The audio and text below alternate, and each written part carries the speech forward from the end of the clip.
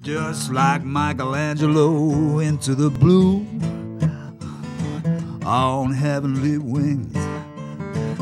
Cargo hand bones don't take off, no smoke, no mirror, no strings. I can't take off these dark shades. I can only say how it's too beautiful. Our town on TV. Our town, there's you and me. Upside down, hanging out of an airplane.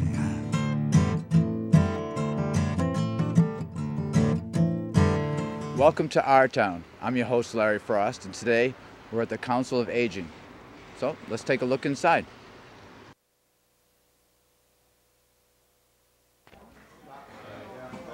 Because I went back, I didn't go that We didn't forget you, did we? and I'm worried about, I'll be picking line. I don't want to be Cut that picking short. line. Yeah. And then there'll be other picking lines will happen for us, but not this one. And everything's normal. So they double your pay? Oh, okay, I'm sorry. You look like, See, I do that all the time. Yeah. Disregard anything I was just saying. Disregard. Yeah. Okay. Yes. Should I not?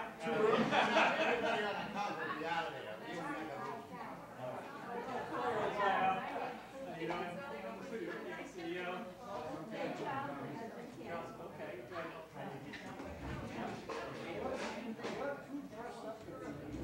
Well, I'll take my jacket off. I'll relax. Kezer here to answer any questions that you have. Ginny, they're all getting ready to set up for lunch. So let's please give the mayor a warm welcome. Thank you, Pamela. And actually, it's a pleasure for me to be here, to be with you folks. And you know, what Pamela and I have talked about, I know I've dropped in here from time to time, but to make sure that we try to do this on a regular basis, because it's part of my job as mayor is to be out and about and listening to you folks as to the issues of the day and what you think and what your opinions are of what we should be doing or should not be doing as your representatives running the local government. So it's important for me to try to make sure I get in my schedule on a regular basis to come and see you folks. Now, I know I see a lot of you around and about. In fact, probably one of the best places for me to go to run into people is Vermette. It's great. The aisles are very narrow. You can't avoid people, and it's a great way to find out what's going on, whether you want to know or not. So it's a pleasure. But what I want to do is, well, first, just as a matter of introduction, I don't know if you've all met Kendra Amaral, who is my chief of staff to my office. And she's just here to capture the list. You know, I talk to a lot of people. I'm a visual learner, so if I hear something, you know, it doesn't always stick. But if it gets written down and gets put on our list back at the office, then we can make sure, you know, whatever the issues are, we can continue to work on them. You know, a lot of the things that we deal with don't have ready answers. But as long as they're on our work list and we're working them and we're trying to make progress and we can do updates. So when you bring things up, we'll try to capture it. You can come in and sit back down. So just to highlight a few things, and then we'll, you know, I'll open it up for questions that you may have.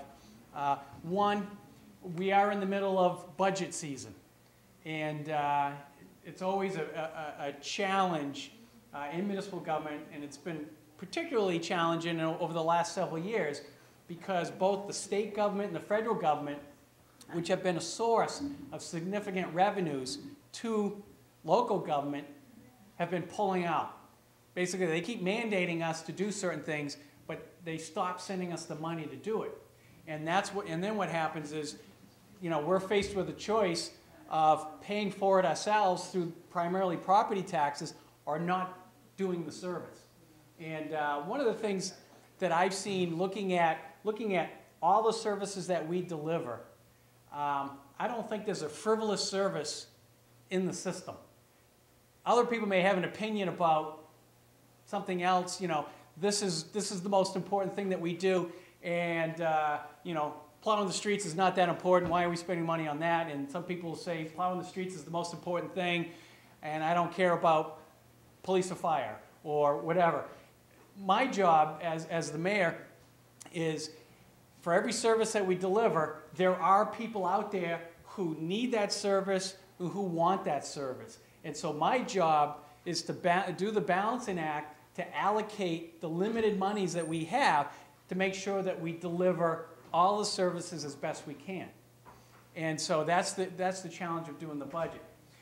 One of the other significant challenges that I face, and it's the big issue that I'm sure is on people's mind this time of year, is there are two competing demands.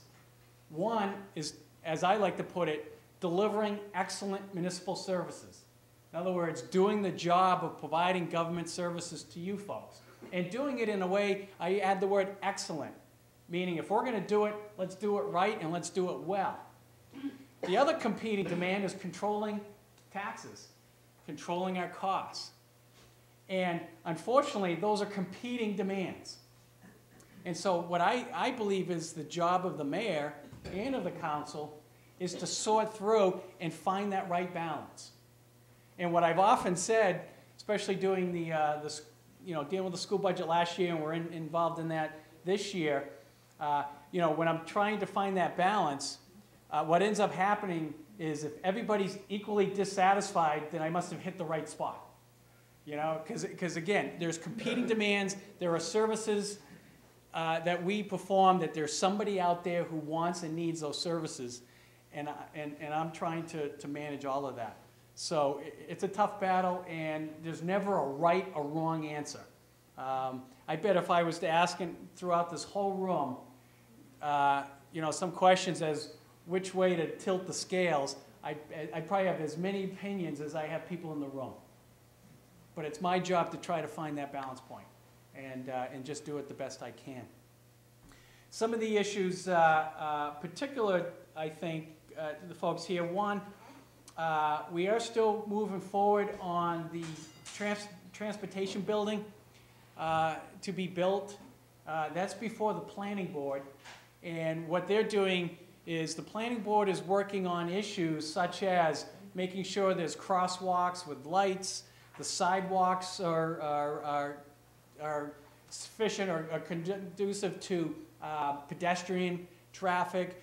There are all those kind of issues, and what we've done is my office and the Economic Development Office, working with the Planning Board and the Merrimack Valley Regional Transit Authority, have worked out all those issues to make the whole thing work.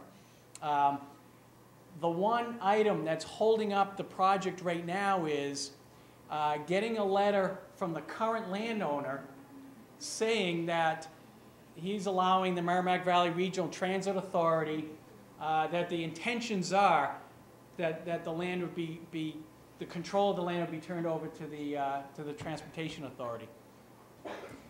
I know there are some difference of opinions within this community as to whether that's the best way to go, moving the Council on Aging and those type of services to that new building.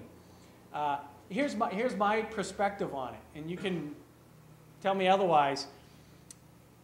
I've been talking a lot about our current facilities, our municipal buildings, and how we've not done maintenance on these buildings in decades. We've done a little here, a little there. When the rain's coming through the roof, we'll do a patch job, or when the snow starts blowing through the windows, get a few bucks and fix a window. But what we've not been doing is spending the money to actually take care of the buildings. And my concern with this building is we're not going to be able to stay here for too many years longer if we either have to pump a lot of money into this building and the other several buildings, or at some point we're just going to have to say, we have to get out of here. And So there may be opinions that moving the Council of Aging and some other departments into that building may not be people's #1 desire. But the way I'm looking at it and looking at the whole issue here, we're probably not going to have too many other options. And to look at having a brand new building that's built out, in other words, the design of the interior space is going to be designed for your use. And it's going to be designed in a way that's going to be allow you folks to do the programs and have the services and have the office space that we need.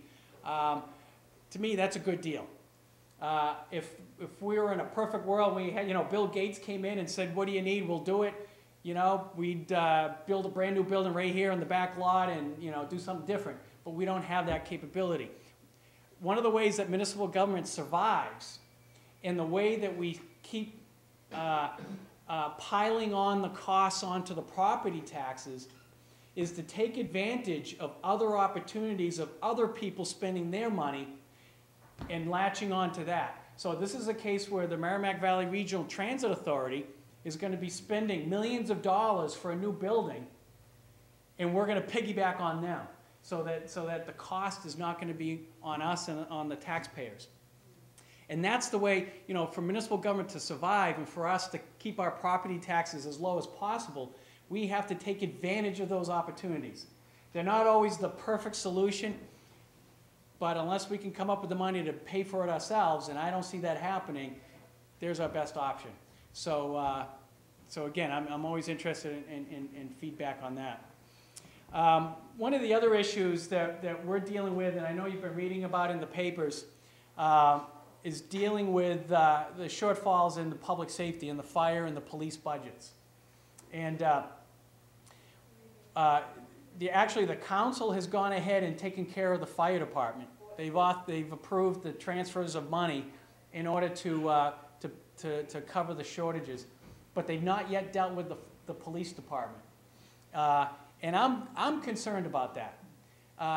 One, there are people who have the opinion that maybe we have too many police officers and we don't need that many, or that things that were bought in the past they didn't like. But my coming in and looking at the whole issue, one, as far as public safety and police services, that's not a service that we can outsource. That if we're not doing it as a municipal government, who's going to do it?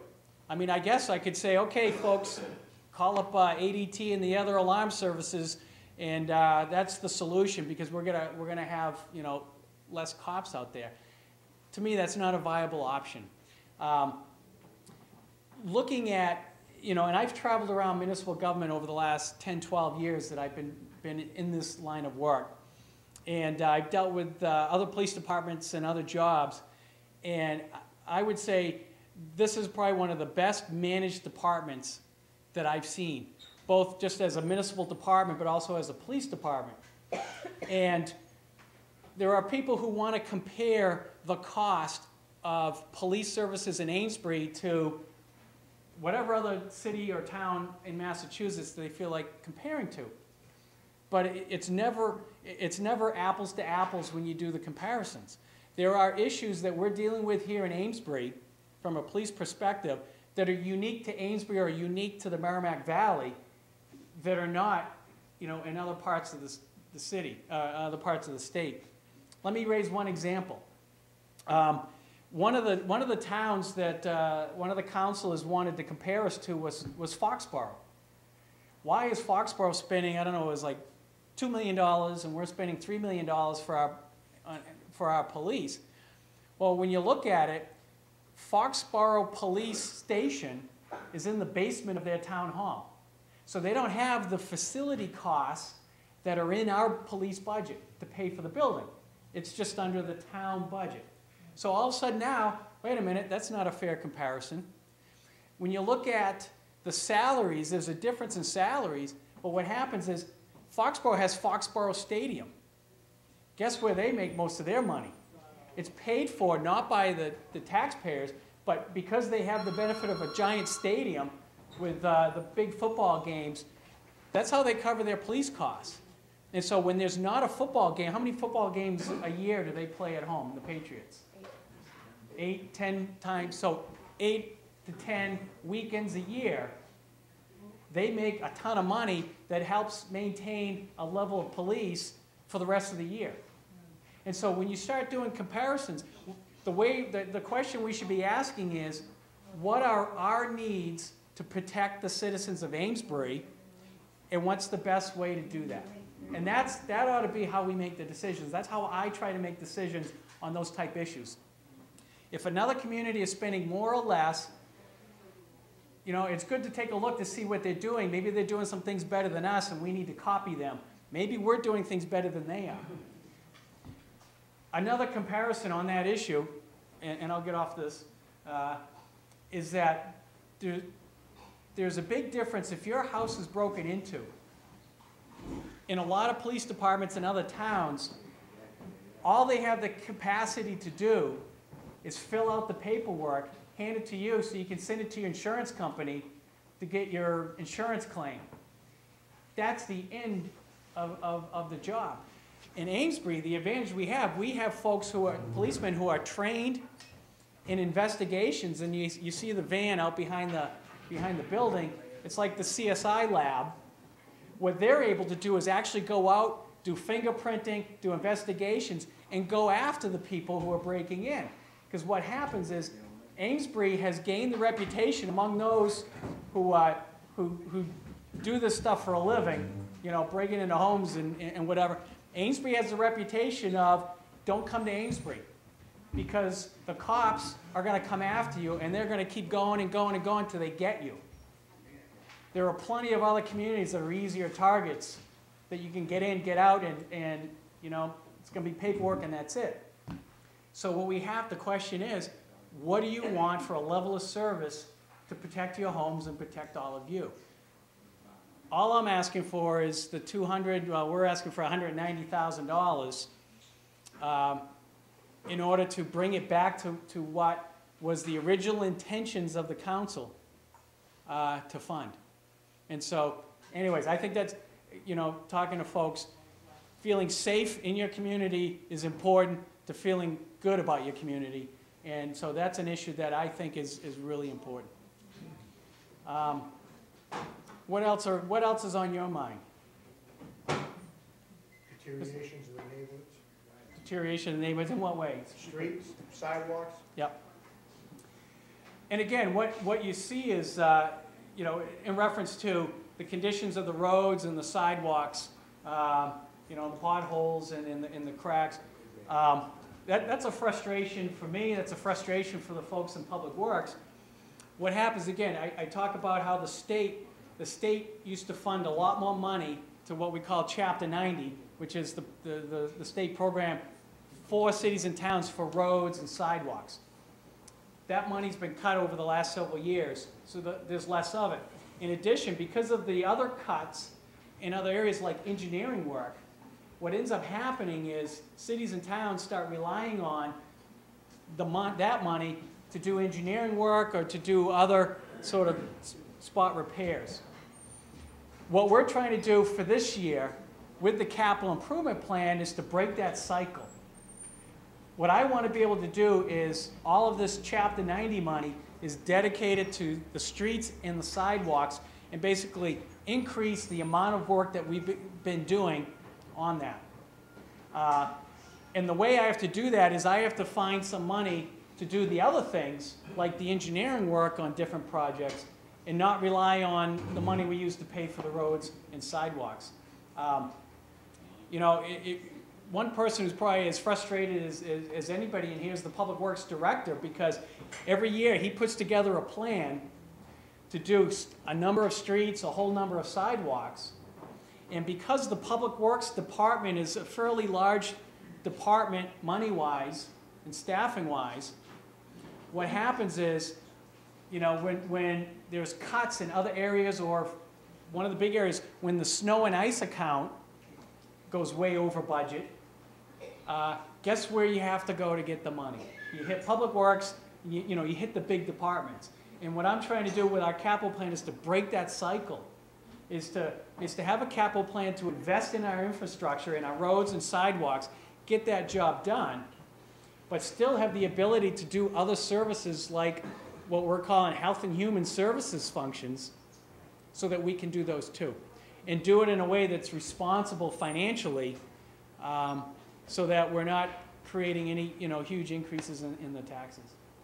Yes, sir. The Riverwalk, is there any money available to finish that? Yep. What we've done is we brought in the commissioner of Mass Highway, sat her down, and said, look, we have a number of projects that we want to get done. The problem is, the one area that we're short all the time is the engineering money.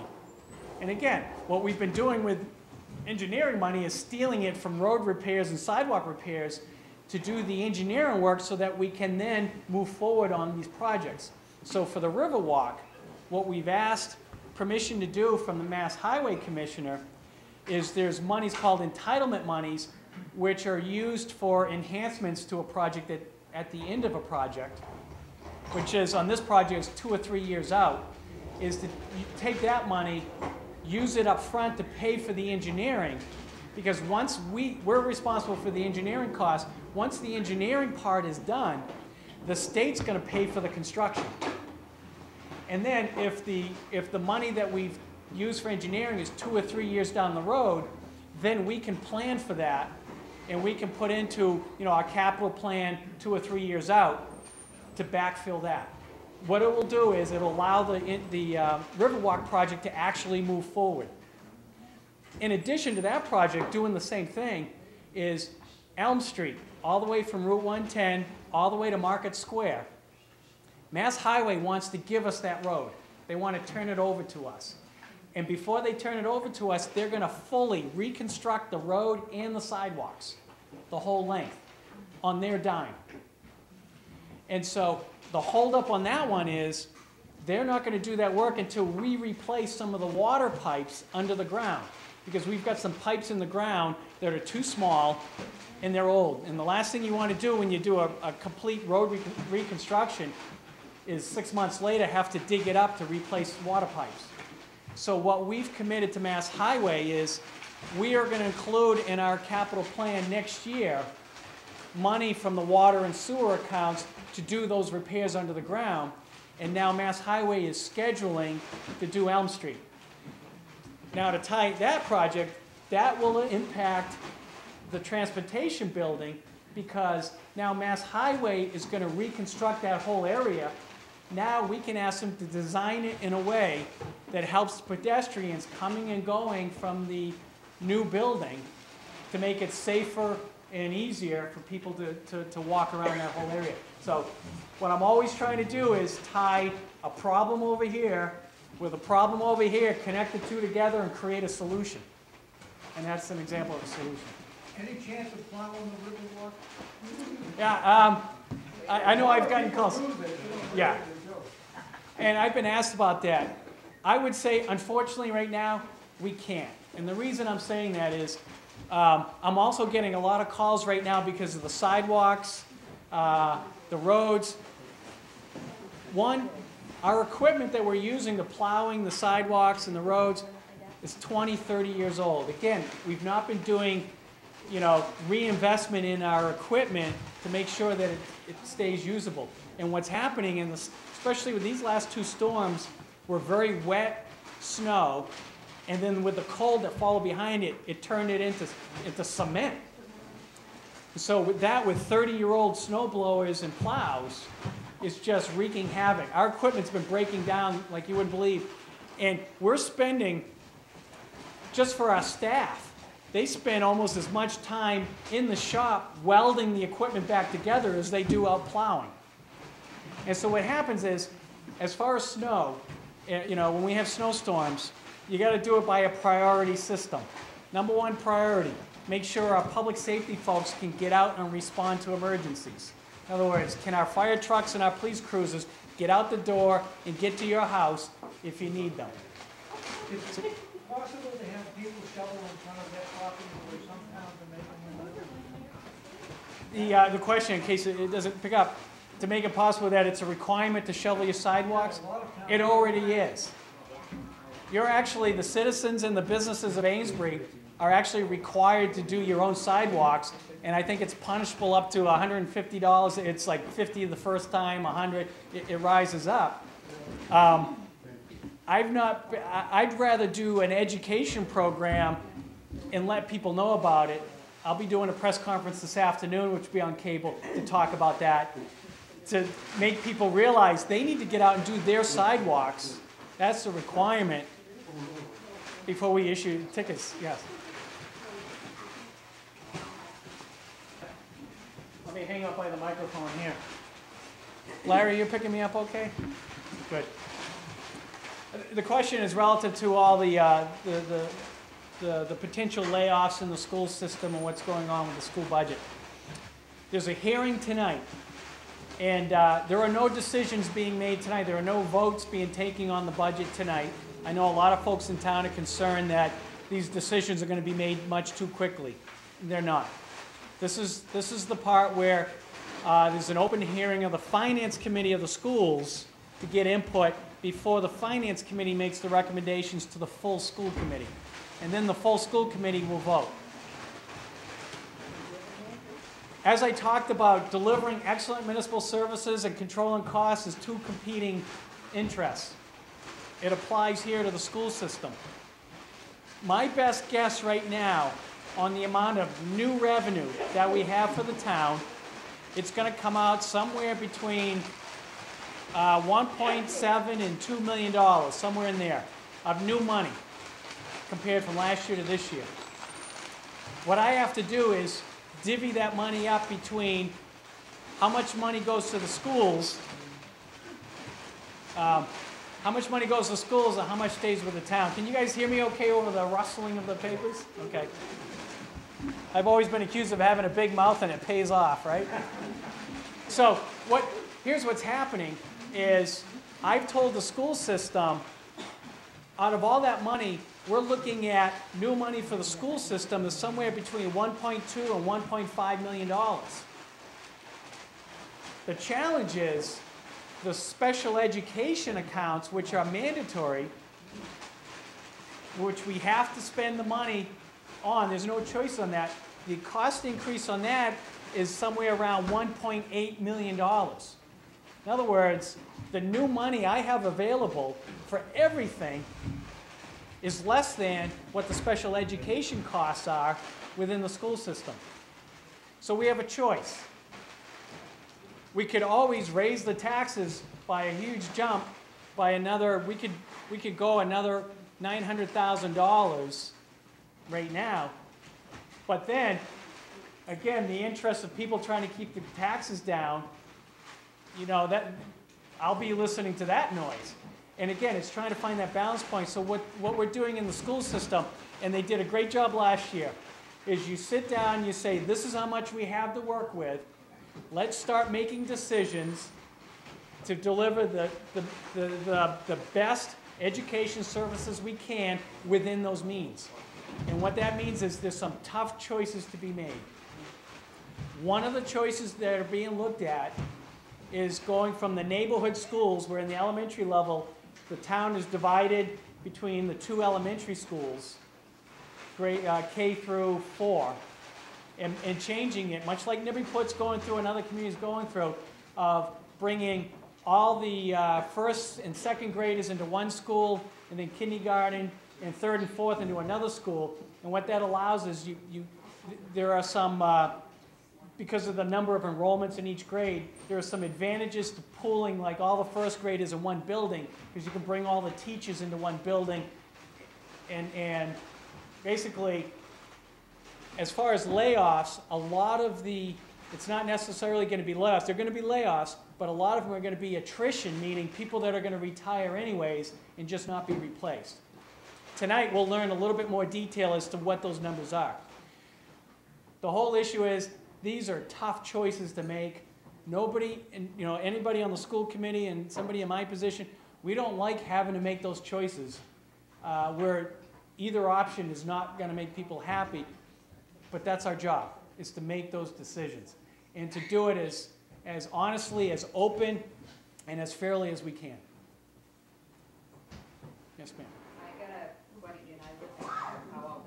Yeah. Have you ever tried going down Summer Street with another car coming in a different direction? My guess, You're going on a driveway, the width of the Yeah. driveway. I know it's smaller now because of the snowbank. Yeah. It's gonna melt. Yep. Something has to be done there. yeah. Is there a chance of getting a one-way, either way, it's only, what, Yeah. 2.5 blocks? Yeah, and those kind of things we can look at. I don't know what the answer is right now, and what happens is on traffic issues, we sit down with the public works folks, we sit down with the police, because they handle traffic related issues, and we look at those as to, is there a better plan as far as, one, do we have the means to do some construction work to make the street more passable? The houses are right there. Right. And if we can't, do we have to then implement a different traffic pattern? And some of the things we look at is, what are the number of vehicles that are coming through? And what's the impact on the pattern? If we make that a one-way, does that then push the traffic through another area that creates another problem? But since you've mentioned it, Kendra puts it on the list, allows me to ask that question to the folks who are experts in that area. Well, since I moved in, Yep. the bridge has been open. So Yep. that gives Thompson Street a clear shot. Yep. You know, Yep. and then you got Friend Street. But even when we don't have the snowbank, you've got people parking, that live there, parking on the streets. Yep. And you've got people that are walking, and you're driving and you're coming the other way. Yep. Yeah. It's like, wow. Yeah, because that's an area that was built out a long time ago before anybody knew the word SUV. And that's the challenge. That's one of the challenges of being in New England: snow and narrow roads. But good question. Yeah. If you have any extra dollars, and I know you like coming to the center, Yeah. would they be allowed a few dollars to repair the floor out back here? I know we've had numerous conversations about that. One of the things that we want to do as part of this budget is to hire an expert in facilities to walk through all these buildings and make an assessment for us, so that whatever dollars we spend, we're spending it, as wisely as possible. Now, one of the concerns with the floors, and we keep having the conversation, is, at what point does it become a tripping hazard? And that's, that means let's get in and let's try to do something about it. It's at that point. Right. And the challenge we have right now with the current budget is trying to make sure with everything that's going on that we're going to make it to the end of the year. And so what we've had to do is just pull back spending on all kinds of things that are absolutely necessary. But we have to hold back because legally we cannot overspend. There are those accounts that are obligated that we're going to have to spend the money no matter what. And so those other areas where we have to pick and choose. So one of the things we're going to do is, one, I'll take another look with some folks as to how that floor is looking now, because we've looked at it periodically to make sure that it's not going to create a hazard to you. But the bigger answer is, like I said at the beginning, how much money are we going to spend on buildings that we don't even know if we're going to be able to stay in them, or we have to spend a ton of money to keep them. Yes, but if we don't stay, somebody else is gonna occupy the building, and it's gonna have to be done anyway. Yeah, one of the challenges, if it's going to be occupied by municipal government, once you spend a certain amount of dollars on the building, it kicks in the Americans with Disabilities Act requirements, which then forces you to spend a whole lot of money in order to do the ramps, elevators, in other words, to make the entire building compliant. So what happens is you've got to be careful about how much you spend, because once you go over a certain amount, you trigger it, and now you're liable. If I take a wild guess at this, probably over $1 million when you talk about elevators and ramps and swinging doors and what? Bathrooms. And bathrooms. And it's a case where, we have to weigh that out. But number one priority is safety of the folks. So we'll take another look at the floor to make sure nobody does a backflip. And sorry to say, thank you for coming, Mayor Kezer. We have time for just one more question, unless people want to meet with the mayor afterwards. because the meal program, they've been gracious, and they have to finish getting the meals out for Meals on Wheels. I don't want to be the reason why you can't get the meals out. Yeah. And I'll be back, so if not this time, in the future. Who's, go ahead. Hey, I get about the fire department. Yep. Okay? Now, the ambulance goes out, Yep, and they send a big truck out with it. Yep. Why can't they use one of the cars that the fire chiefs and the lieutenant, why can't they use one of those cars instead of sending that big vehicle? yep. I think that question, you're not the first person to ask that question, here in Amesbury or elsewhere. Those are part of the discussions that we have with the fire department as far as, one of the things I'm trying to do in Amesbury is develop policies on how we do our business, but the policies are based upon, what are the requirements by regulations, state laws, why do we do things the way we do them? One of the typical answers is, well, that's the way we've been doing the last 20 years. Okay, that's not good enough. What are the reasons? And, I've asked the same questions. The fire folks and the chief, who could probably answer it better than I, he'll state that there are certain regulations and requirements under the fire departments as to what needs to go along as multiple services. I'm not going to, what I'm going to do is, I'm in agreement in a sense, why do we need to send a big giant truck, fuel costs, maintenance costs? Would it be wiser when we're looking at vehicles that there's another type of vehicle that's much more cost effective, that's the second vehicle? If the purpose of the second vehicle is to have the extra manpower to do lifting and pulling people out.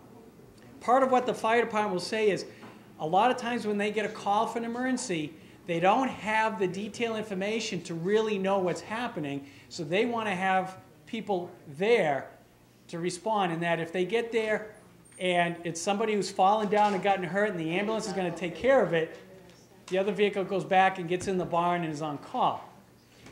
But is there a less costly way to do this and still meet the fire codes, the fire regulations that the state and the feds dictate? I don't know, but that's part of why I'm going through the policies and procedures with folks like the fire department to come up with that answer. So, Well, there's a lot of waste of money right there. it's expensive driving those trucks. And so we have to ask those questions because we have to find ways to keep the cost down. That's What- one quick question. Yeah. How's the unemployment rate in Amesbury compared to other towns? It's, as of January, it's 5.6%, which is a slight bump up. And based on what I'm seeing in the Merrimack Valley, it's about, right about at the norm. It's probably one slight tick higher. And that's probably a result from I forget the business, down at the industrial park, we had 80 some odd employees let go. Andrews Corporation, when they closed down. So I think that would cause a tick. But we seem to pretty much track the Massachusetts economy on that.